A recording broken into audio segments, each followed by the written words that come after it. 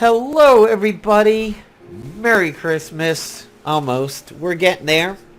This is getting recorded on Christmas Eve morning, and I'll be uploading it as soon as I possibly can. The background music is brought to you by 8 hours of instrumental Christmas music.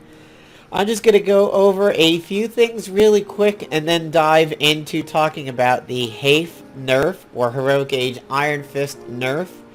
And then we'll talk about some things that you could do to get around the common meta that we are dealing with at the time.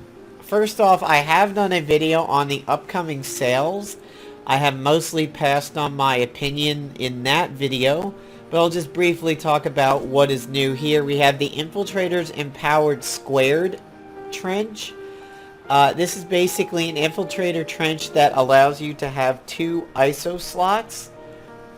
This is, if you don't have one of these, I think it is worth a pickup. It is really, really good to go ahead and get yourself a double ISO suit, at least one of them, because then you can now create pretty good wombo combos like the Resonant ISO and the Mystic ISO. As you can see, I do have one over here. The ones that are out in the wild are Infiltrator, Scrapper, Bruiser, Blaster, Tactician. So that's our 5. We, of course, do not have a double ISO Generalist. They're pretty good. They make for some interesting combos. Like on the Bruiser one, you can run Big and Fast and the Elite ISO if you wanted to. The other 2 remaining items are the 0 Day from the Integrated Intelligence set. This is really good at multiple pieces. At only 1, it only does bleeding, but then it ramps up to Static Charge, Pyrophoric, and eventually Hijack Nimrods, which does an AoE Fatal Strike and Brutal Strike. It's pretty good, but you really need way more of the set to make this good. And this is the Web Breaker from the Sticky Situation set. It causes off balance. It makes you immune to webbed.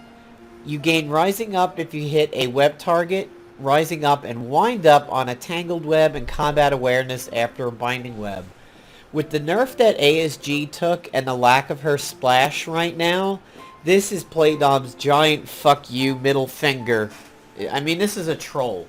This is troll bait right here to have this when ASG has taken such a big hit. Originally, when the Sticky Situation set came out, nobody really liked it. It's not even one that I completed or cared to complete. This may be good if ASG hadn't taken a nerf. This would combo really well with her, but as it is right now, kind of shit. I don't think either of these are worth your 64 gold, but the 0 Day might be if you have more of this set. Of course, we have the Magia Triggerman, Capacitated Blaster. Check out my other videos on the channel to see what I feel about all of the upcoming gear that is on sale. So, let's go ahead and talk about Heroic Age Iron Fist. I've been holding this one in for a little while. It's time to officially get it out. Honestly, Playdom really just bent us over on this one. I think this is an absolutely ridiculous nerf. And I don't even consider this nerf. I consider it breaking him. I think that it utterly destroys the very, very essence of Iron Fist. And I think they didn't need to go this hard.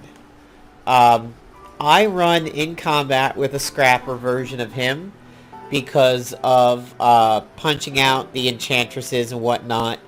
However, with the fact that Pesty Enchantress may be on the slight decline over here, maybe this is not exactly the way to go anymore, and going back to the Bruiser is a little bit better. But, you know what? It's still pretty good. If there's nobody protecting Emma early on, it's pretty nice while I'm still protected by my Mystic Shroud from the Lantern to basically unleash hell and a double punch over there. But he does sit as a Bruiser for me for the better bonus. I used to run him with the Combo Breaker ISO, which is this one, the Killer Instinct. I no longer do. I run him with Aggressive, although he doesn't really do that much offense anymore. I run him with Knocking over here, pressure points, healing chi and praying lotus grant rising up, and buffs apply blessing. So this allows him to heal himself for more. When he does it, it really gets him out of sticky situations. So the history on HAIF is that first his damage output was nerfed. There was definitely a time when Heroic Age Iron Fist on defense could really, really pummel you. I mean, a 9 and then a 1 would wreck your face, or a 9-2. Definitely would hurt you quite badly. The thing was, at the time, HAIF's AI was really, really stupid, and he often did not 9-6.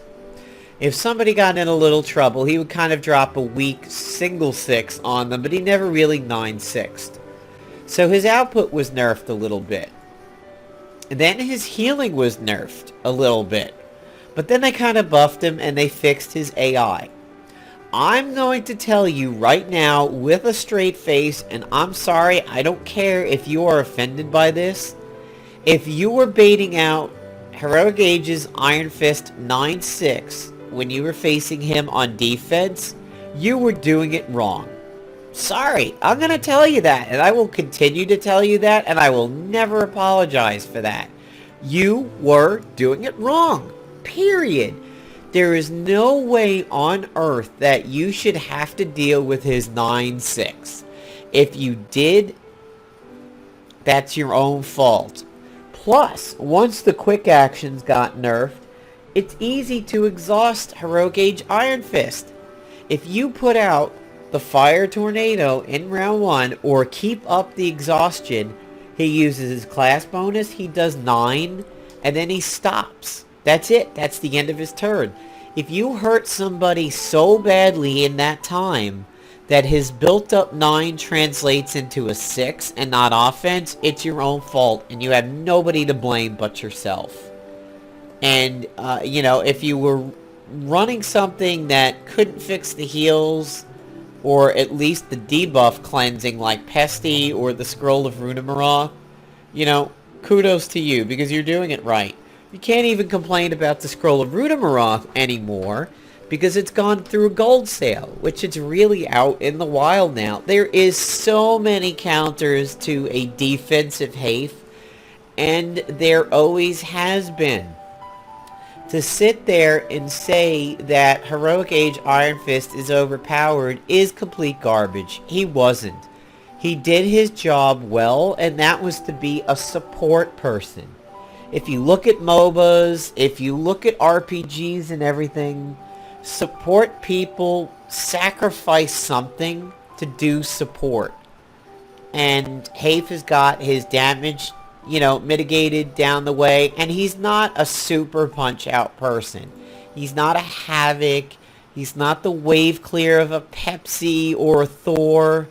I mean, yeah, there was a period of time where his single-target offense was really, really good, but it's since been thinned out.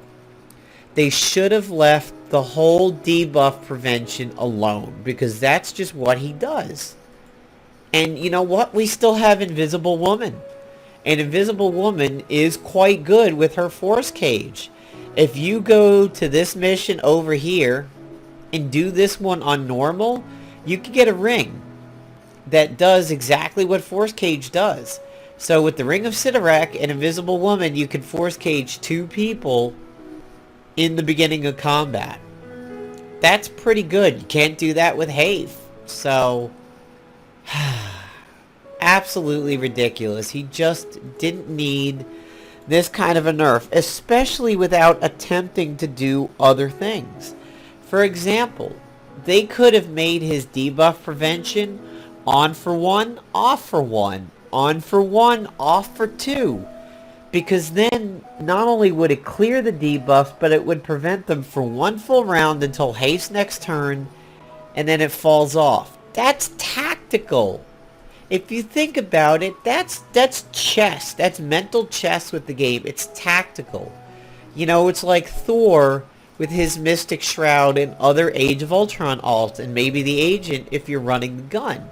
That's on again, off again. Why couldn't they do that with HAIF?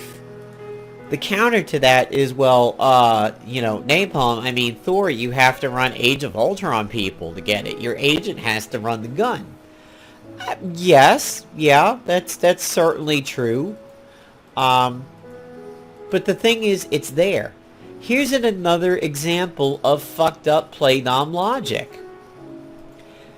Pesty had a 100% chance to cause nanoplague on his level 1. It caused generalized, it caused nanoplague. 100% of the time. Single target. Well, somewhere along the line, somebody said that needs to be nerfed. That's too much. A 100% chance to cause nanoplague is really not cool. Well, look what happened. Archangel got an A ISO that converted his nanoplague move not just to being 100%, which it always was, but it converted it to AoE. So apparently a single target person using nanoplague at 100% chance needs to be nerfed. But now we have somebody who could do it as AoE and hit everybody with a 100% chance. What is that? How fucked up is the logic on that one? Makes no sense at all. None. So what they did to HAIF, there were intermediate things that they could have done instead of going this far. And I tell you, the people who cried for this nerf couldn't have been the majority against the people who believe we have completely taken it in the ass over this one. And a lot of people are like, oh, well, I guess that proves that maybe he was too big of a crutch and you need... No. It's not that he was a crutch. He was a dam. HAIF was a gigantic beaver dam that stood in front of this onslaught of debuff heavy teams. You know, if you didn't like HAIF being out there in the wild, you ran the Scroll of Runamaroth. You ran Pesty. And then you toggled Pesty with perhaps Red Hulk or Enchantress or Gamora or Kurth. I mean, there were so many things that you could run against HAIF if you had issues with it. If you were running a defensive team and you're like, man, I think I'm facing a lot of HAIFs on offense. I need to stop that. There were ways of doing it. There were perfectly legitimate counters to Heroic Age Iron Fist that were out there. And they existed in the game prior. You didn't need to take away from HAIF. You could have introduced something that would have been a counter to him. And we have it. It's the Scroll of Runamaroth. And you may say, well, you know, Nap, until recently, the Scroll of Runamaroth was only for a few people. People who got the gold sale on that one. Well, I've had a lot of people come up and tell me that they kind of peruse the Playdom forums. And that's where they get a lot of their opinions from. And at the time, on the Playdom forums, people said the Scroll of Runamaroth is stupid. You know what? Again, if you fell victim to that, I'm not sorry for you. And I'm not going to apologize for that opinion. If you took everybody's word for it on the Playdom forums, and they said it was trash, and you believed it and didn't realize how well it worked with the Son of the Demon set, or what exactly the manipulated does and everything, and the fact that you can spin the scroll into generalizing, soul firing, and others exposed, well, no, not exposed, I know it's generalized soul fire, and the manipulated. But you know what? That's your own fault. You didn't research it properly. You know, the Isosaur Whisper was panned by a lot of people. It is kind of garbage, but it's still very good if you know how to set it up. I would like it better if it was a special functionality item, but we didn't need to take him out so badly, because now that beaver dam is gone, look what's flowing down the river on us. We have these Lunacy Scroll of Runamaroth teams. We have Emma going batshit on people with that that covert ISO, she is almost unstoppable, but there are counters to it. And fortunately, a lot of the good counters are actually in the store. The experiment is definitely one of the things that you want to run. That will help.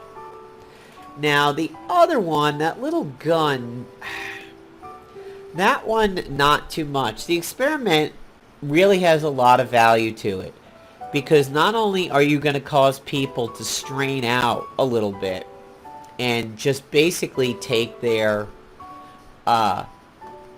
stamina and dump it in the toilet, the signpost is working again. So the experiment in the signpost, you can really assault an enemy team's stamina with those. Here's something that I found out.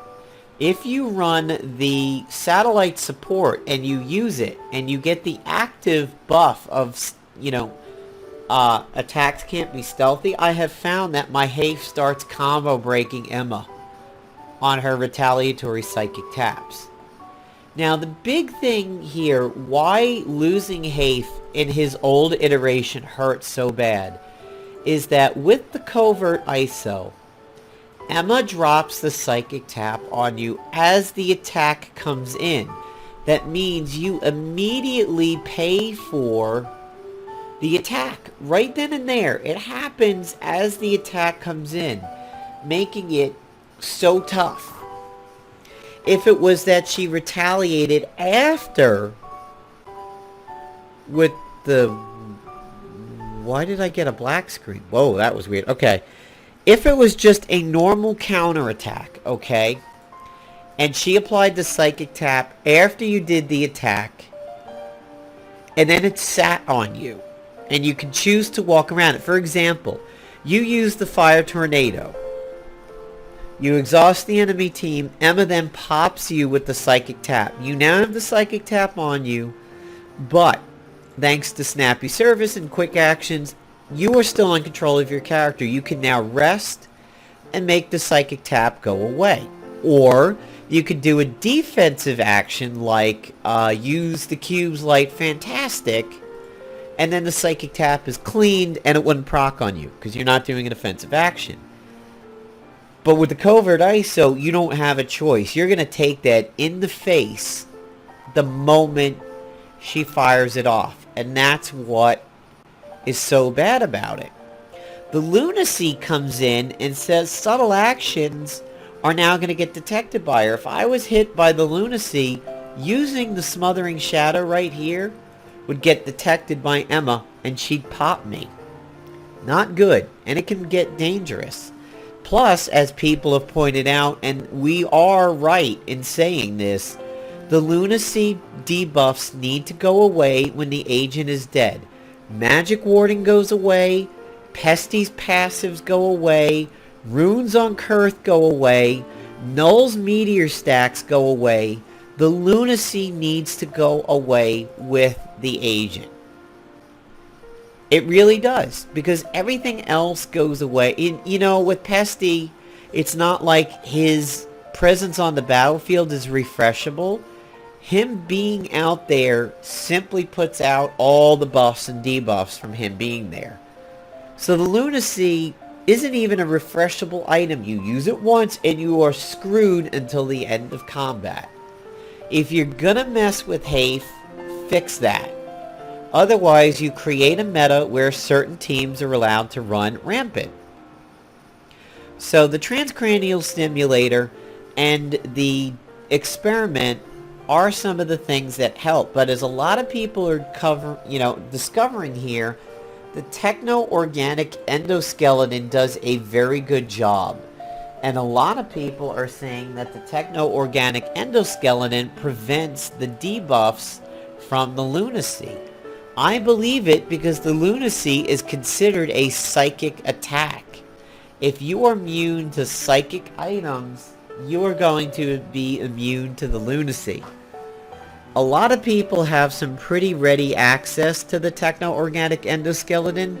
It's been available on and off fairly frequently, so at least it's not too bad. And everybody's welcome to get the experiment. It's in the store.